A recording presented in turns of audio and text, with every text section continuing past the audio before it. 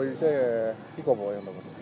হয়, অসম জাতীয়তাবাদী যুৱ ছাত্ৰ পৰিষদ শিমলুগুৰি আঞ্চলিক সমিতিৰ এটা ক্ষুদ্ৰতম প্ৰয়াস যে অসমৰ যি বিহু পৰম্পৰা, অসমৰ যি আমাৰ জাতীয় ঐক্য, সেই ঐক্যক আমি স্বৰ্গদেউসকলে আমাৰ প্ৰতিষ্ঠা কৰি যোৱা এই ৰাজ কাৰেঙৰ বাকৰিৰ পৰা আমি গোটেই সৰ্বভাৰতীয় পৰ্যায়, বিশ্ব দৰবাৰ পৰ্যায়লৈ আমি লৈ যাব বিচাৰোঁ।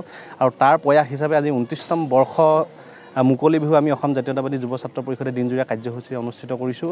এই কাৰ্যসূচীত আমাৰ অন্তৰ্ভুক্ত হৈ আছে আমি প্ৰদৰ্শনীমূলক কণী যুঁজ আৰু অসমৰ যি জাতীয় জনগোষ্ঠীয় যি সমাৰোহ, সেই সমাৰোহৰ যোগেদি আমি বিভিন্ন জাতি জনগোষ্ঠীৰ যিসমূহ আমাৰ কৃষ্টি পৰম্পৰা আছে, তেওঁলোকৰ যি দলীয় নৃত্য আছে বা বিভিন্ন একক নৃত্য আছে, এই নৃত্যসমূহক আমি বিশ্ব দৰবাৰত দেখুৱাবলৈ আমি চেষ্টা কৰি আহিছোঁ। আৰু আমি অতিকৈ আনন্দিত আৰু অতিকৈ উৎফুল্লিত যে অসম জাতীয়তাবাদী যুৱ ছাত্ৰ পৰিষদৰ এই প্ৰয়াসে এই 29টা বৰ্ষৰ গৰকি পাৰ কৰোঁতে যি আমাৰ যেনেধৰণে আমি পৰিকল্পনাৰে কাৰুকাৰ্য আমি কৰি আহিছিলোঁ, সেই কাৰুকাৰ্যক আমি যথেষ্ট পৰ্যায়লৈ গৈছে। বিশ্ব দৰবাৰ আমি দেখিবলৈ পাওঁ যে বৰ্তমানত দেশী বিদেশী পৰ্যটকে আহি গোটেই ৰাজ কাৰেঙত এই বহাগৰ পহিলা দিনটোত ভিৰ কৰেহি, যিটো নেকি আমাৰ কাৰণে অতিশয় আনন্দৰ বিষয় যে আমি আমাৰ প্ৰয়াসত তেওঁলোকৰ উপস্থিতি আচলতে এইটো প্ৰমাণ হৈ পৰে যে আমি আমাৰ যি প্ৰয়াস, সেই প্ৰয়াসত আমি কিছু দূৰ হ'লেও আচলতে উত্তীৰ্ণ হ'ব পাৰিছোঁ।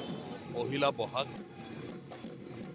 আজিৰ তাৰিখতে মই অসমবাসী ৰাইজক আৰু আপোনালোকক ৰঙালী বিহু আৰু অসমীয়া নতুন বছৰৰ আন্তৰিক শুভেচ্ছা আৰু সেৱা জ্ঞাপন কৰিছোঁ।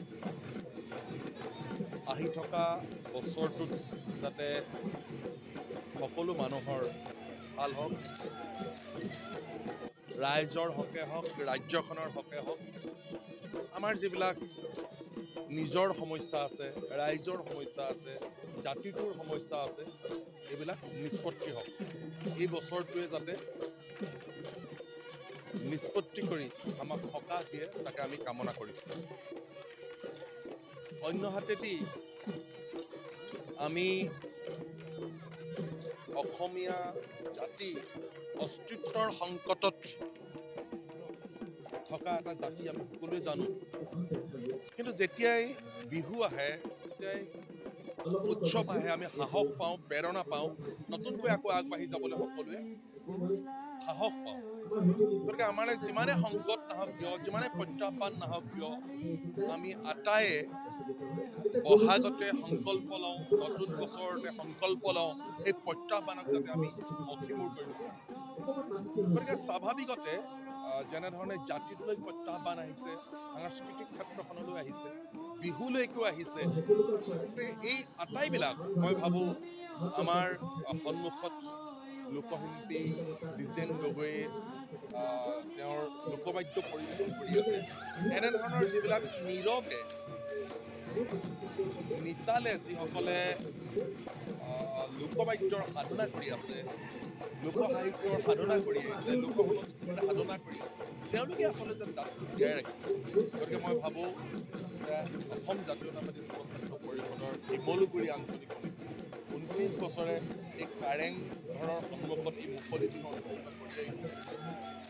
কাৰেংঘৰ যিডোখৰ ঠাইৰ পৰা 250 বছৰ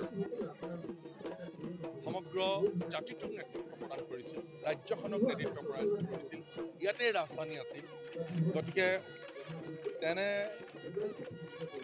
এখন ঐতিহ্যমণ্ডিত ঠাইৰ পৰা মই পুনৰবাৰ সমূহ অসমবাসী ৰাইজক আজিৰ এই পহিলা বহাগতে সেৱা আৰু শুভেচ্ছা জ্ঞাপন কৰিছোঁ।